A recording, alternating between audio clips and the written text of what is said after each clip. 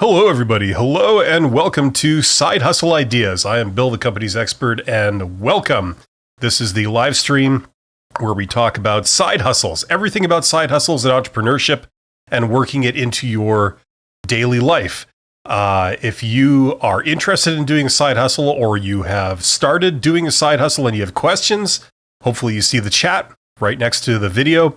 Get in the chat and ask me questions, and I will do my best to help you out. That's what it's all about. There has never been a better time to do side hustles than right now, and there's never been better tools at our disposal to do this. So it's a very exciting time, and there's a lot of opportunity out there for people who want to supplement their income, diversify their income, so you're not dependent on a single source for all your income. That's a very important point. I used to talk about many business topics in teaching in university when I was teaching in business faculty. And a great example was way back in the day, like 25 years ago or something, Enron, big scandal in the United States, was the 7th largest company in the United States. And they made a ton of money, and they were on the cover of all the magazines, and they were, hailed as business geniuses right up until the point that they went bankrupt and everybody discovered it was a complete scam. And what was terribly tragic about it was the employees of Enron, because not only did they lose their job when the company went bankrupt, so you lose your source of income, but they lost their life savings, which also had been tied up in Enron stock. They used their life savings to buy Enron stock and make more money. At least that was the theory. So they lost their life savings at the same time. And then on top of that, they had invested their retirement funds into the company too. So in one fell swoop, you lost your job, you lost your savings, and you lost your retirement. Bam, all at the same time. And that is a very extreme example of having all your financial livelihood tied up in one place. So not only is it a good thing to be able to make more money, but also to diversify where that money comes from and what you're doing with it. And that's the other great thing about a side hustle. If you have a day job and on the side you've got your own little business venture, okay, it doesn't quite pay you as much, but it supplements your income, and you're doing that on the side. If anything happens to your day job, at least you have money coming in from your side hustle, at which point you have the option of ramping up your side hustle to become your full-time job, or you keep it the way it is while you look for another job and you have some money coming in to assist you. So whichever way you slice it, side hustles are an amazing thing, and we have the resources at our disposal to be able to do it. If you own a computer and you have an internet connection, you have everything you need to make this happen and start making money for yourself. So it's a very, very exciting prospect. So I want to welcome everybody here. There's 10 people here. Thank you for being here. You guys are awesome. We're all here to do some self-improvement. Now, as I say, I am going to react to questions in the chat. I don't have any kind of plan or pre-planned agenda or anything like that of what to talk about. So I'm just going to be filling air until I get some questions. And until the questions start rolling in, one thing that I don't think I've yet mentioned on this series of live streams, Side Hustle Ideas, is the importance of marketing exposure. So whatever you choose to do, okay, if you start a side hustle and you're selling a product, you're making a product and selling it, or you're doing some form of trading like drop shipping or something like that. You're getting something from somewhere and you're selling it somewhere else. Or you're providing a service of some kind. You're selling your services. Okay, if you have skills, if you have abilities, you have capabilities, you are now selling those. Things like tutoring, things like doing professional work. Okay, whatever it is, okay, the thing you can deliver presumably is not much of a problem. It's just a matter of selling it. That's the problem. And the key is to get marketing exposures. So that means whoever your audience is, whoever your group of potential customers are, those people, okay, they need to be seeing your marketing message. So if you're running ads, that's one way of doing it. I wouldn't recommend it, but it's one way of doing it. Or you're doing it online and you're putting out posts and tweets and stuff like that out on social media. That's another way of doing it. The idea is that you want as many of those people to see your message, your posts or whatever form it takes, as possible. Okay. And that's the name of the game. If you have enough exposures, they call each time somebody sees one of your messages, they call that an exposure. So the goal of any business is maximizing your marketing exposures. That means one of your potential customers sees your message, whether that's an ad or a text message or a sign on the street or anywhere they might hear about your company. They hear word of mouth. They hear somebody recommend you or say how good you are. Those are all marketing exposures, right? So the goal of being able to do any kind of business venture is maximizing marketing exposures, right? You want as many as possible, and you want them to be as relevant as possible. Okay, that's the big thing. I could go into depth, but I would prefer to get some questions. What problems are you struggling with right now? What questions are you wondering about? What is preventing you from starting a side hustle today, a type of business venture you do on the side? Let me know in the chat. According to my screen here, there are now 17 people here. I don't know if that includes me. I guess there's 16. I got one thing that says 16, one thing that says 17. So I assume it's 16 people other than me. So if you have any questions, please let me know and I will be happy to answer them. Yeah, the biggest area of confusion is how to sell things. Most entrepreneurs, most people that want to start businesses or side hustles, their biggest question is, how do I sell what I have? Can I do it? How does that work? And it varies widely, the actual techniques. It depends what you're trying to do. But the first kind of step there is to first figure out who your target audience is. In business terms, they call that a market segment. It's like a sort of subset of the population that are potential customers for what you're trying to put out there. And we have our first question. The winner of being the first to ask a question is G Bello. And G Bello says, do I need a permit for online tutoring? Thanks. Generally, no, you don't. There may be some areas out there that are highly regulated. Okay, I'm thinking things like medicine. Okay, if you're giving medical advice or something like that online, then you would probably need some form of license. Okay, there are a few isolated areas that are heavily regulated. Anything that requires a license in your region. So that would include like law, giving out legal advice. You have to have a license to practice law. It's not enough to have a degree. These are areas where you get your education, okay, and you can graduate with a medical degree or a law degree or whatever.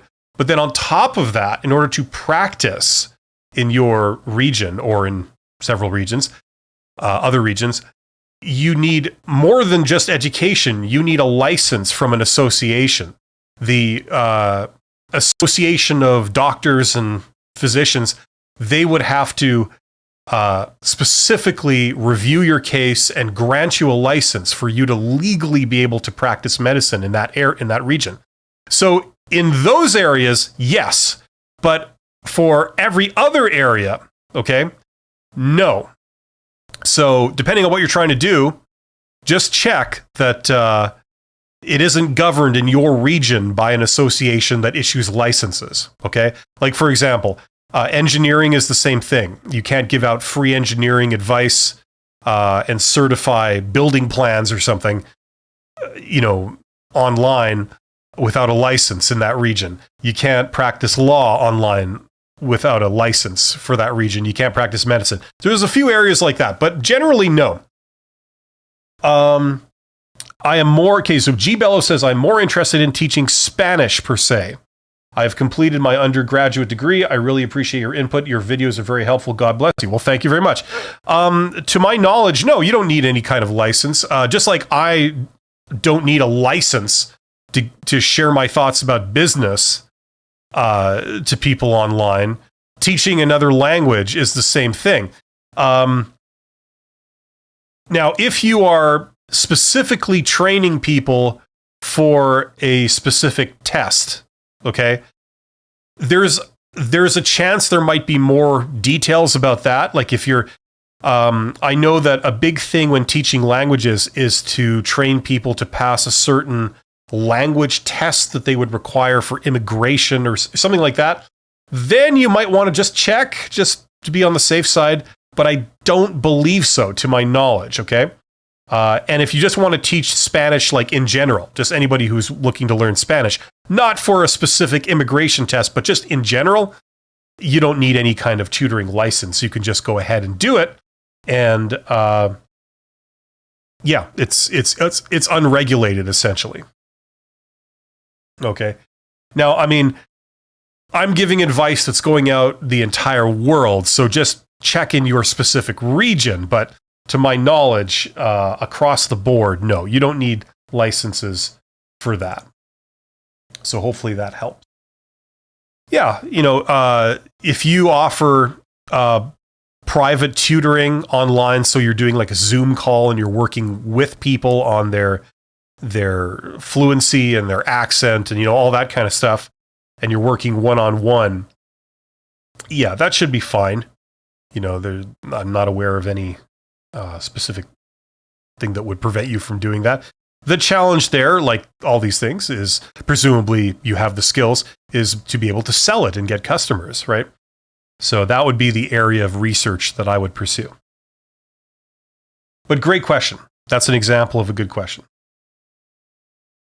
Yeah.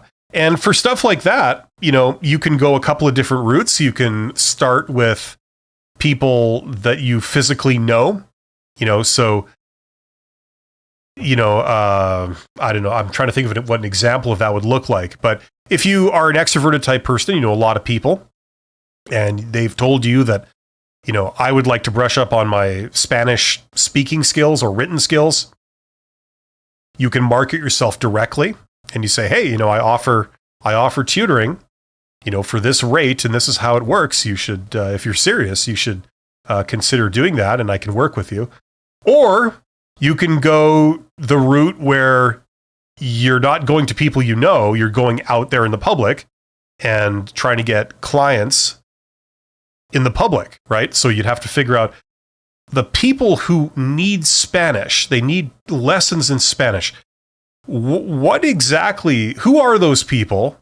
Do they congregate in a specific place, either online or in the physical world? And how do I get a message to them, right? And your message would be something along the lines of, hello, I'm here. I can help you achieve this result. Have you ever wanted to be fluent in Spanish? Have you ever wanted to be able to speak it in a public situation or watch a Spanish TV channel and, not be puzzled by what they're saying? Or do, say, a job interview in Spanish. Have you ever wanted that result? Well, consider taking my personal tutoring service, because I work with you and I achieve results really quickly. And this is what I can achieve in this amount of time, if that's something you're looking for. And, here's the price or whatever. And this is how it works. Right? G. Bello says, how about business license? Well, okay. Once again, I don't know the specific laws of every country in the world, but once again, no. Usually the way this stuff works is that, there are different forms of company. If you are making money with your own business, you are essentially setting up your own company, okay? Now, for big companies that are very serious, you can incorporate, okay?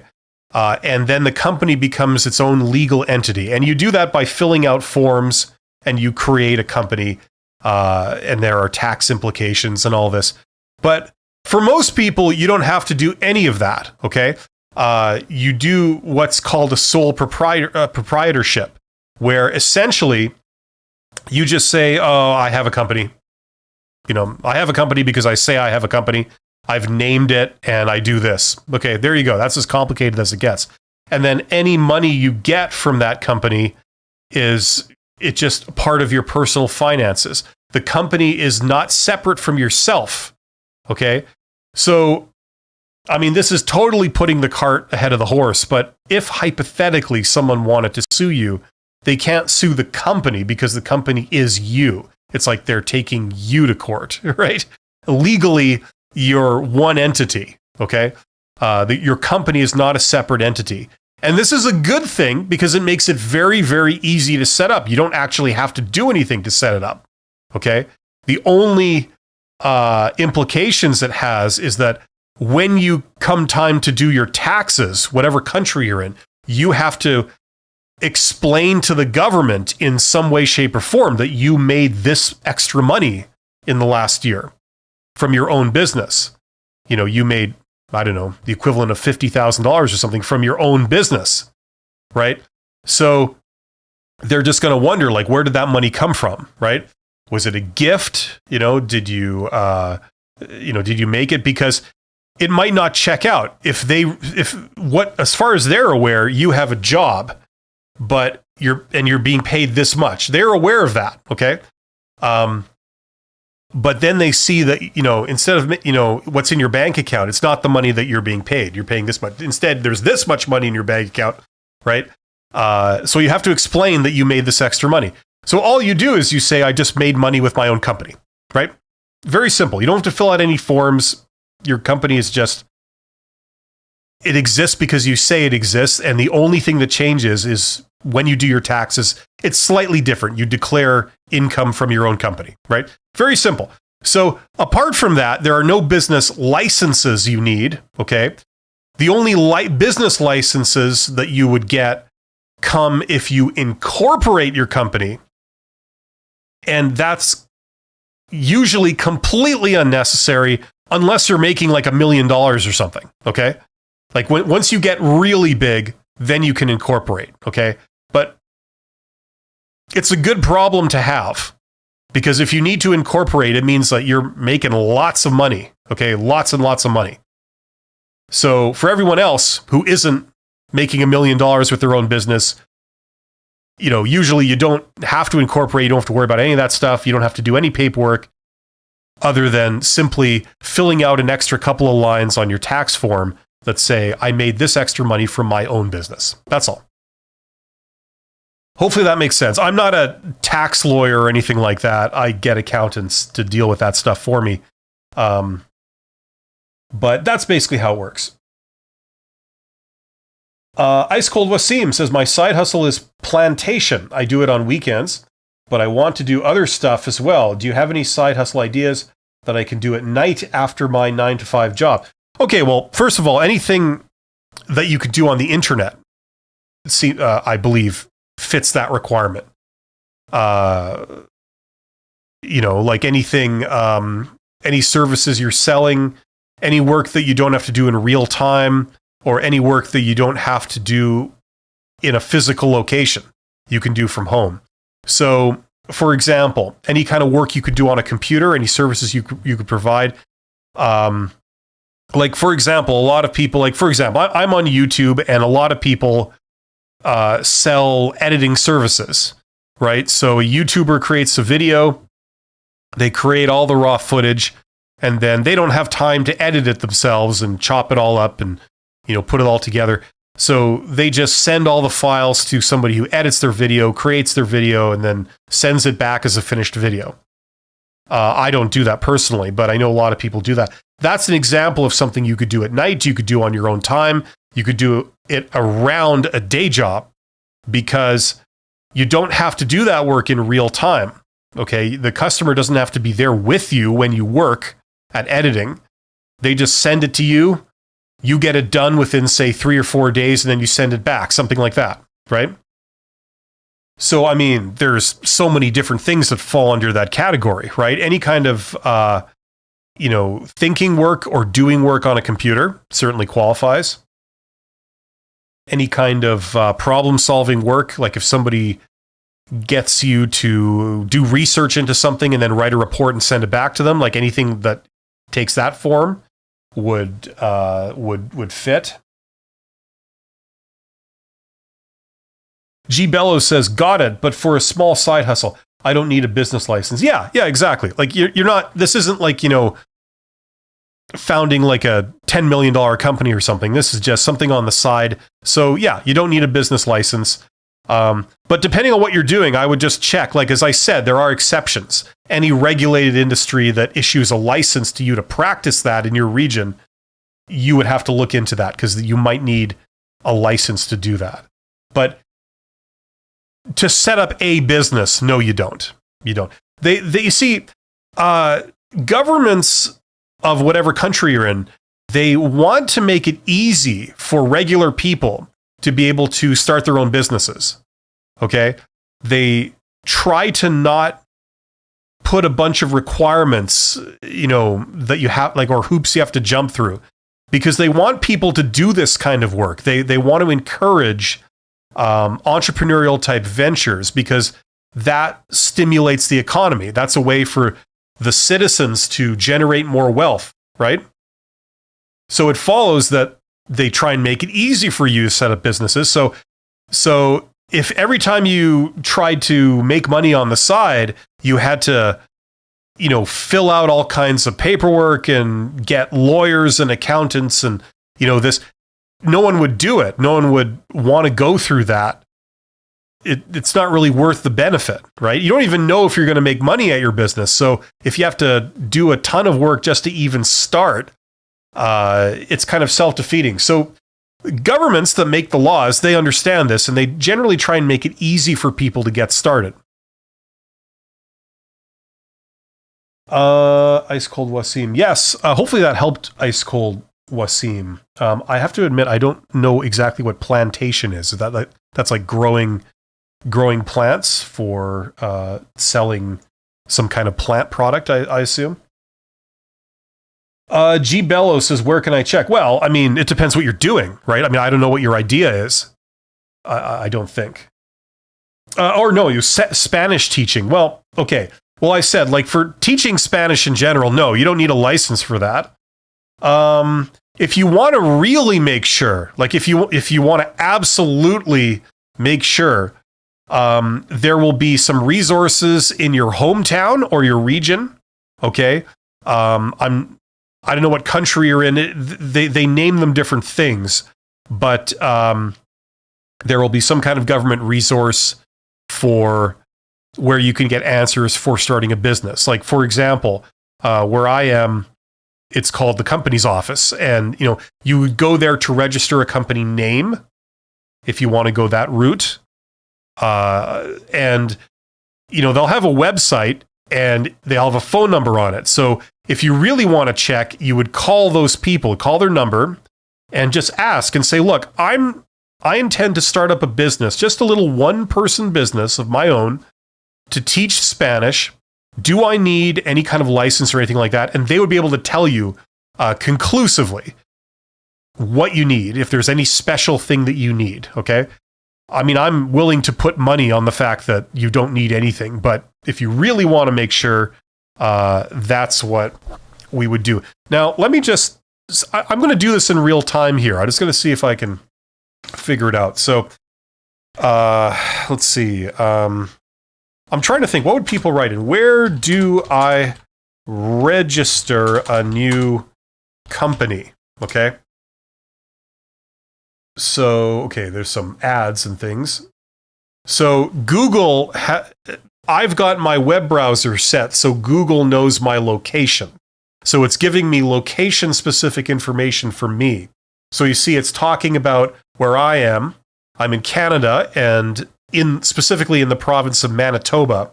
So it's giving me location-specific information for me, okay? So if you had the same setup, if Google knows where you are, and you type in a question like this, okay, you will get something similar. Okay, so now here you've got a government website.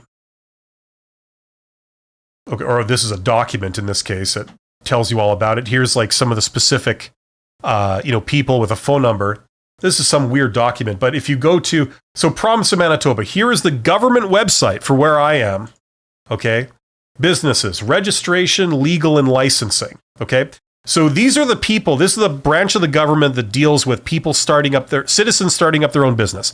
So these would be the people to contact. So if they have some kind of contact information, I mean, you can search specifically for that, but you get the idea, right? What you need is basically the phone number for that website. So register, here you go. This is for a corporation. Okay, how to register a business and so on. So there's a lot of resources out there, and you will have the equivalent of this for your region, wherever you're located. Okay, and you just call them. Like if you want to definitively know once and for all, is there any license I need to do this type of business?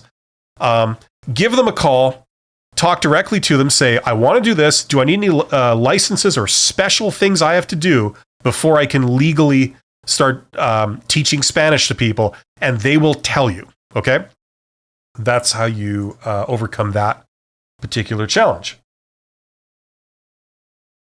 Okay, but that's the way I would recommend people start. If you're trying to work on that particular challenge. So hopefully that makes sense. There will be some official government office that they handle that particular thing. People starting businesses, what you need, how to do it legally, and they will know what licenses or what requirements you have to fulfill. But as I say, in the vast majority of cases, there won't be any license you need. Okay, it's only very specific areas that, like medicine or law or engineering, things that are very, very tightly controlled. Those are the exception, right? For everything else, there isn't any special license. If you want to teach a second language to people, you could be in business today simply by saying, I'm in business and I do this. Okay. Then you start thinking of, like some people might not even have a name for their business. If it's just you and your name is John Smith, you could say, I'm just John Smith Spanish language lessons or John Smith tutoring. There you go. And now you're in business. What you then do is you work on the actual business problem of trying to get your first customer, right? You see how easy that was? And then if you make a lot of money, then the only other thing you got to do is figure out how to do your taxes. You got to add a few things to the way you do your taxes because you've made extra money. And that's a good problem to have. Most people don't actually work on that problem themselves. What they do is they just hire an accountant for a small amount of money, and the accountant takes care of the whole thing for them. So there you go. And it's not a problem because you've made so much money, you take like 0.5% of it and give it to the accountant, and the accountant makes sure that everything legally is done correctly. But good question, G. Bello. Best of luck. John Miller says, can I use a brand name for a website domain instead of the company name? Yeah, I mean, are you talking about a brand name that belongs to you, or are you talking about like somebody else's brand name? If you took, say, Coca-Cola and called your website johnmillerscoca-cola.com or something like that, you may run into problems with Coca-Cola, right? If you're using somebody else's name. There's nothing stopping you from doing it, right? Like you can go ahead and do it. But if Coca-Cola has an issue with it, then they may take action against you, right? I mean, if you're not making any money, it's irrelevant. They're not going to do anything because why would they care? You're not making any money, right? Unless you're putting stuff out there that is damaging to the image of Coca-Cola or something. I don't know. But yeah, you can go ahead and register a website domain. What you do is you go to a resource on the internet where you do that. I mean, there's many companies that do it. I think Name Secure is a good place to go. Name Secure. Okay, so there's a bunch of sponsored things, and then here, Name Secure.